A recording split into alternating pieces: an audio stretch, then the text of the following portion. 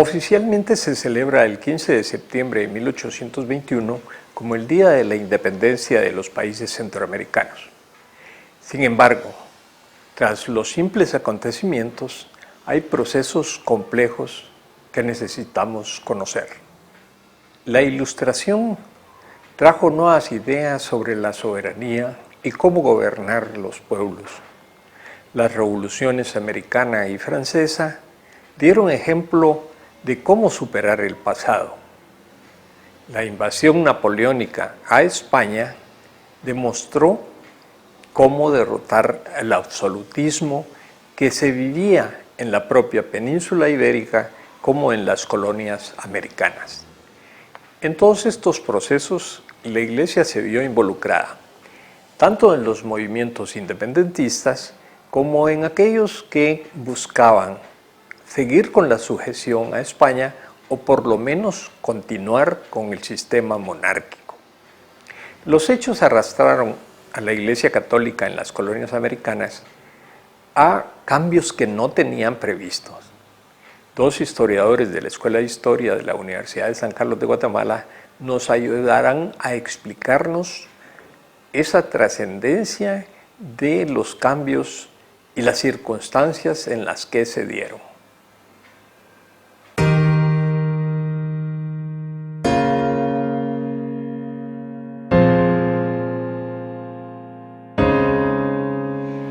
La Iglesia Católica en el siglo XIX está bajo una fuerte presión tanto interna como externa. Esto debido a la llegada de las ideas del liberalismo, tal como ellos la decían, la cual definían como modernismo, y veían en ella un atentado contra el principio divino del poder de los reyes, que era el que sustentaba el concepto de la soberanía en las monarquías absolutas, de las cuales los Borbones son un claro ejemplo tanto en Francia como en España. En Francia habían sido destronados en el siglo XVIII, pero en España todavía en las dos primeras décadas están gobernando, y el absolutismo de Fernando VII quedó suspendido al darse la invasión francesa a España en 1808. Esto va a marcar una crisis también en cuanto a una parte del clero que va a aprobar las leyes liberales, como va a ser lo que está contenido en la Constitución de Cádiz de 1812, como otra parte del clero que se opone a todo tipo de cambio constitucional, y esto lo veremos más adelante en el caso del obispo de Guatemala. No tenemos que olvidar el hecho que la Iglesia americana en general, la Iglesia hispánica, es decir, la Iglesia instaurada por España en América, pertenecía a la corona. Y este va a ser uno de los grandes debates internos en cuanto a cómo entender como clero la necesidad de un cambio democrático interno en las colonias, tomando en cuenta su dependencia de los reyes. Por eso el clero va a ser de la idea, en su inmensa mayoría, de unas reformas dentro de todo el entramado del sistema hispánico, pero sin llegar a la independencia. Lo que se busca, por tanto, es una autonomía muy amplia en algunos sectores, otros con leves cambios, pero que permita el mantener el principio de la soberanía por orden divino en las manos de los reyes, en este caso de Fernando VII. Y por eso es que el clero va a proclamar como una aberración y un atentado contra la voluntad de Dios el hecho que se haya impuesto a José I Bonaparte, al ser obligado Fernando VII a abdicar. Esto unido precisamente a toda esta efervescencia que va a provocar entre los afrancesados, entre los conservadores y entre los liberales moderados en España, el hecho de cómo lograr unirse para poder sacar al invasor, a los cuales el clero pertenece en sus tres grupos. Tanto veremos clero moderado, clero extremadamente liberal y clero totalmente conservador, o sea, los que piensan que la corona es de origen divino y por tanto debe ser intocable. Esta es la situación del clero, que vamos a ver, sobre todo del alto clero, que se identifica más con el poder de la corona, en contraposición al bajo clero, que es el que está en mayor contacto con el pueblo y por tanto son los que propugnan una autonomía dentro de la monarquía constitucional que las está garantizándoselas la Constitución de Cádiz de 1812. Obviamente que al final, al regresar Fernando VII, estas garantías autonómicas que van a ser propugnadas también por el clero, sobre todo el bajo clero, como lo he explicado antes, van a quedar totalmente frustradas al momento en que Fernando VII desconoce la Constitución de Cádiz de 1812, se vuelve a abrogar los derechos y la potestad absolutista del Estado y también les recuerda el control que ejerce él sobre la Iglesia en América.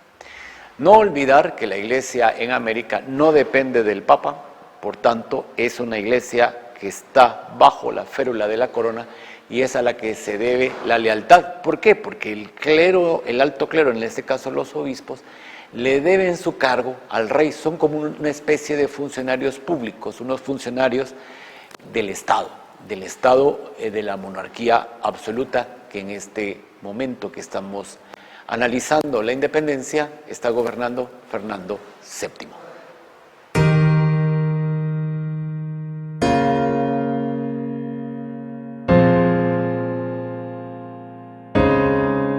El estudio de la participación de la Iglesia en el proceso de la independencia es un trabajo por hacer.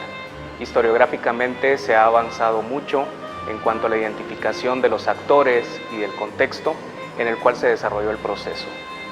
Económicamente, el Reino de Guatemala está experimentando un auge a partir de la producción y comercialización del añil, ubicado en la franja costera de El Salvador y de Guatemala.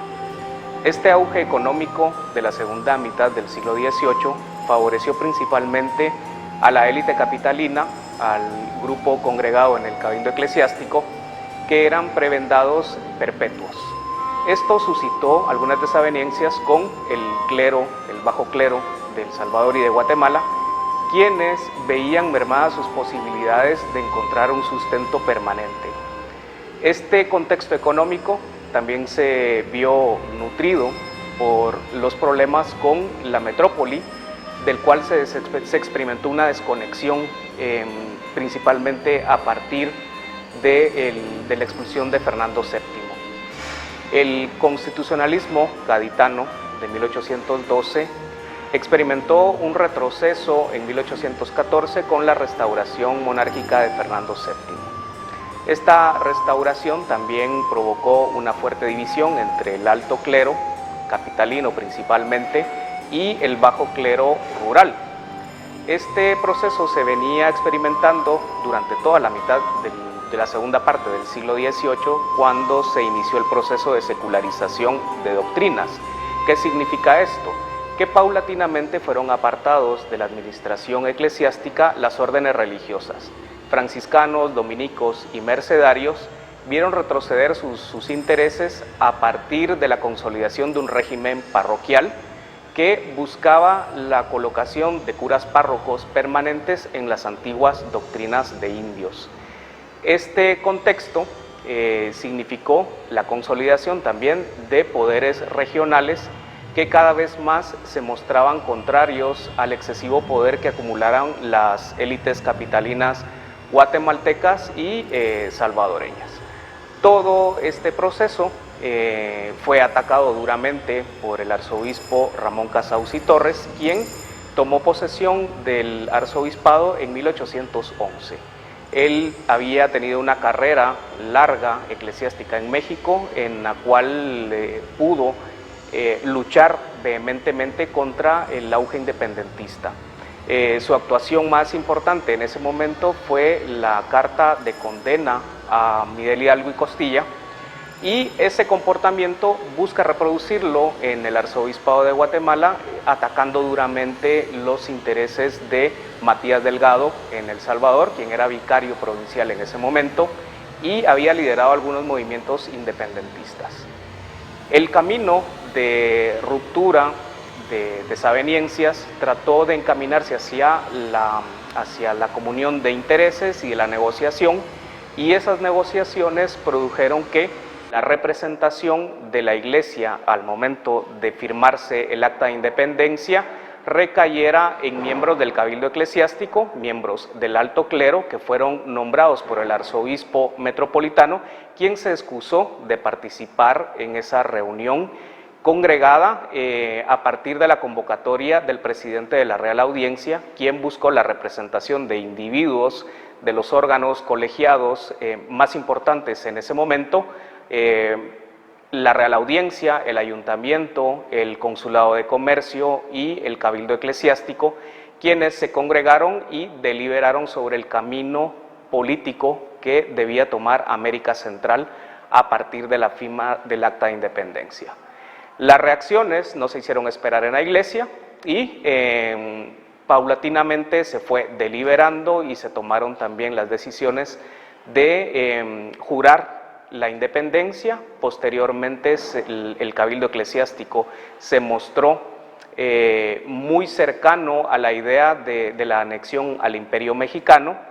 Cuando ese proceso fracasó, también se mostró pues, de acuerdo con la consolidación de la Federación Centroamericana, y así realmente fue un proceso en el cual se buscó la consolidación de la Iglesia en un contexto político totalmente pues, adverso.